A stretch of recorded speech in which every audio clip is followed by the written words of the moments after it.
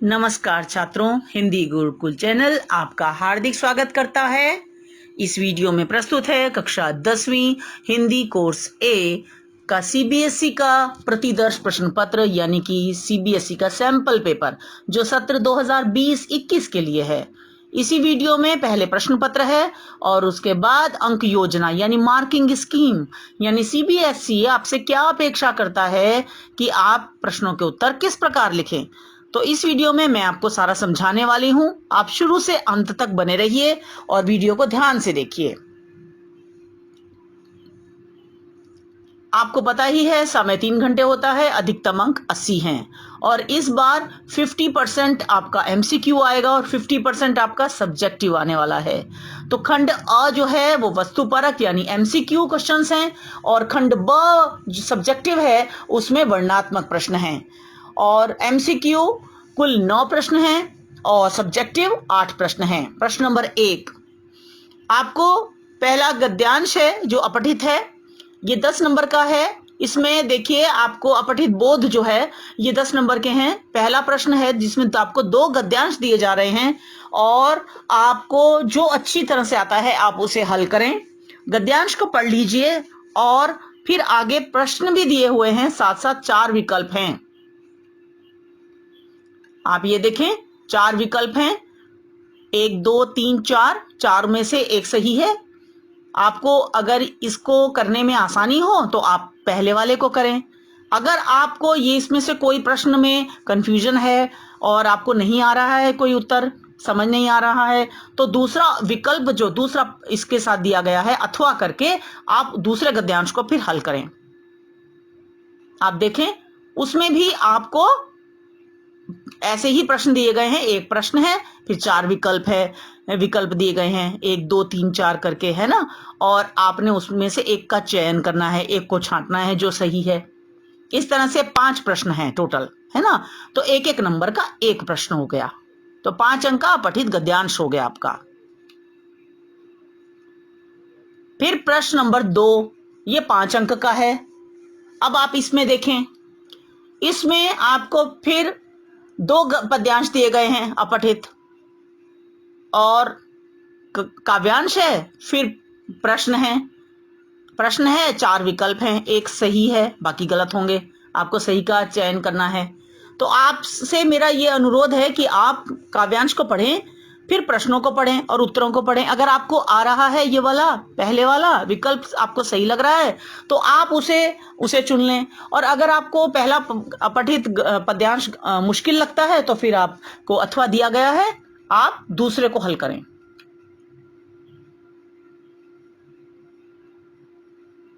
बच्चों यहाँ पर मैं वीडियो को थोड़ा जल्दी इसलिए कर रही हूँ क्योंकि नहीं तो वीडियो बहुत लंबी हो जाती है।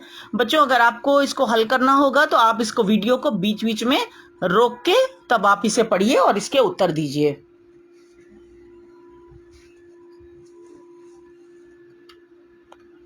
तो इस तरह से आपने देखा कि अपठित गद्यांश में भी आपको 2 विकल्प हैं, एक करना है। अपठित पद्यांश में भी 2 दिए हैं, एक करना है। अब आता है अगला खंड क्या है, व्यावहारिक व्याकरण जो 16 अंक का है। इसमें प्रश्न नंबर 3 देखें, निम्नलिखित 5 में से किन्हीं 4 के उत्तर देने हैं आपको, यानी इसमें आपको 5 प्रश्न दिए गए हैं, है ना, इंटरनल चॉइस है। तो एक जो नहीं आता उसको छोड़ सकते हैं आप देखें ये प्रश्न नंबर 3 जो है ये रचना के आधार पर वाक्य भेद है। इसमें फिर आपको विकल्प का चयन करना है। इसमें 5 दिए गए हैं प्रश्न, ये ध्यान रखें, और आपको 4 करने हैं।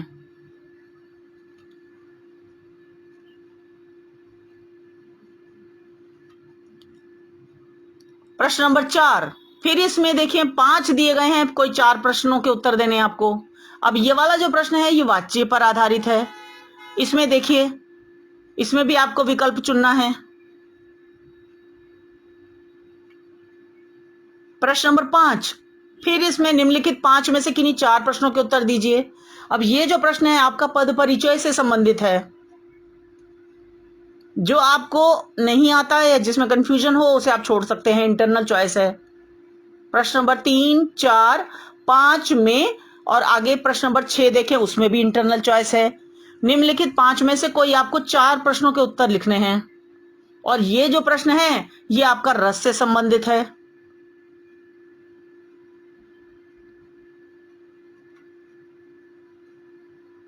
अब आती है आपकी पाठ्य पुस्तक क्षितिज भाग 2।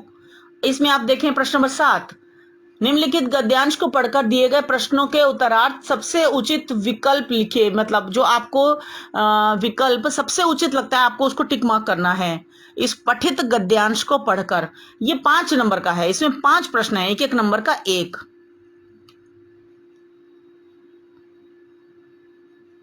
देखें आप, इस प्रश्न में आपको इंटरनल चॉइस नहीं दी गई है। प्रश्न नंबर 8 देखिए, अब ये आपकी क्षितिज में जो गद्य खंड है उसके जो पाठ हैं उसके आधार पर आपको एमसीक्यू दिया गए हैं। यहाँ पे 2 प्रश्न हैं, इसमें चॉइस नहीं है आपको, दोनों प्रश्न ही करने हैं, एक एक नंबर के हैं। इसके लिए बच्चों आपको गद्य खंड के पाठों का विशेष रूप से अध्ययन करना होगा, गहन अध्ययन करना होगा। आपको पता होना चाहिए कि पाठ में क्या, क्योंकि पाठ के बीच बीच में से ये प्रश्न पूछे जा सकते हैं। फिर प्रश्न नंबर 9 देखें, अब निम्नलिखित पद्यांश को पढ़कर दिए गए प्रश्नों के उत्तरार्थ सबसे उचित विकल्प लिखिए।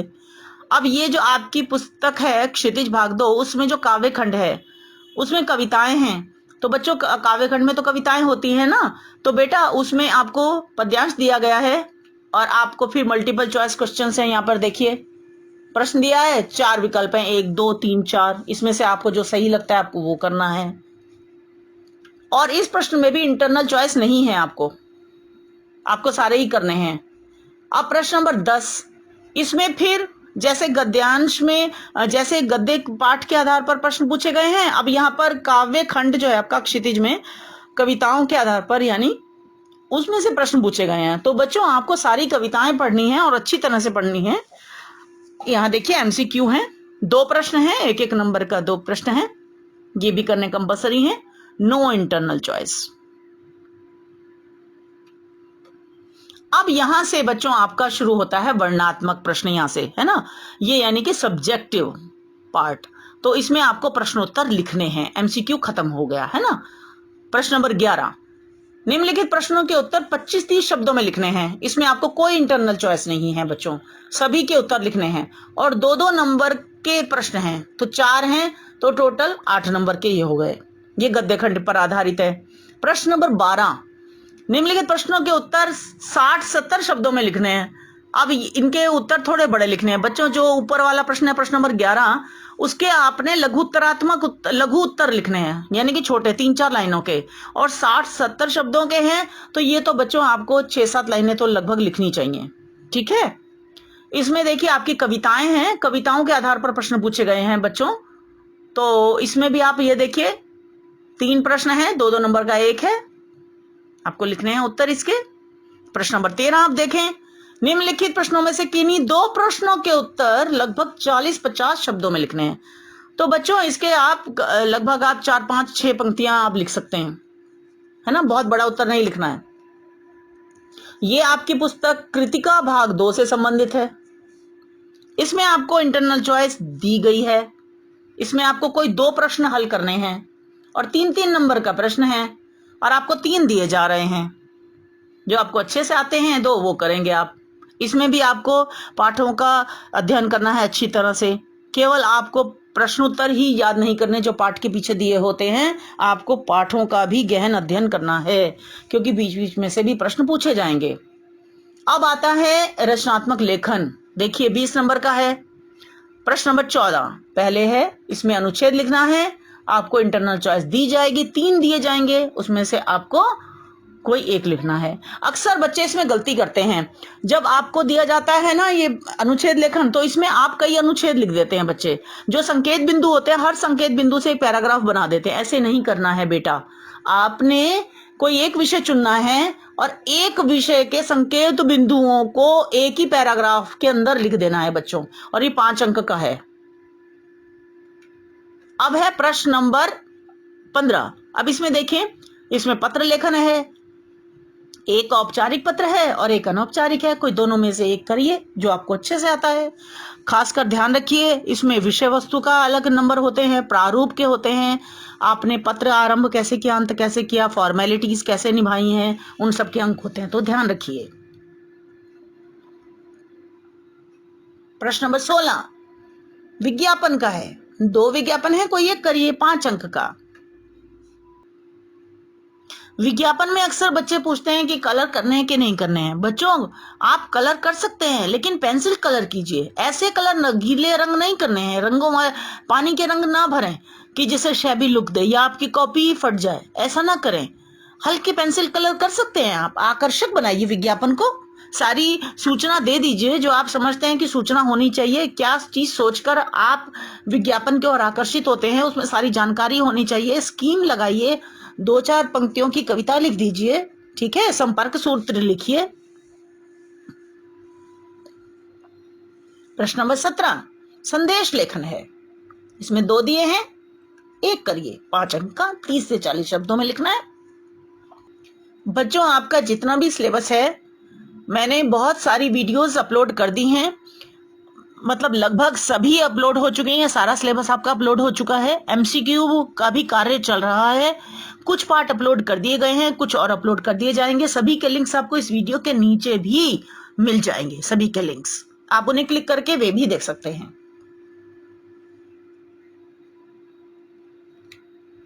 अब देखते हैं हम मार्किंग स्कीम यानी अंक योजना। ये प्रश्नोत्तर तो हम चर्चा कर चुके बच्चों। अब आप देखें बच्चों, एक बात और है कि जब आप प्रश्नों के उत्तर लिखें तो आप प्रश्न संख्या वही डालें जो प्रश्न पत्र में दी गई है, अपनी ओर से ना लिखें।